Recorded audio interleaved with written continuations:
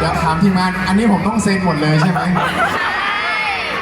ใช่ไหนคนที่เซ็นขอมือหน่อยเอาแล้วไม่ไปอยู่ วันนี้น่าจะเซ็นถึงเช้าเลยถ้าเซ็นถึงนู่นเลยนะสบายดีไหมครับโอเคขอบคุณครับขอบคุณครับครับก็ขอบคุณทุกคนมากๆนะครับที่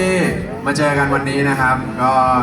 เป็นบรรยากาศที่ค่อนข้างอบอุ่นเลยนะครับร้อนเลยล่ะอ๋อ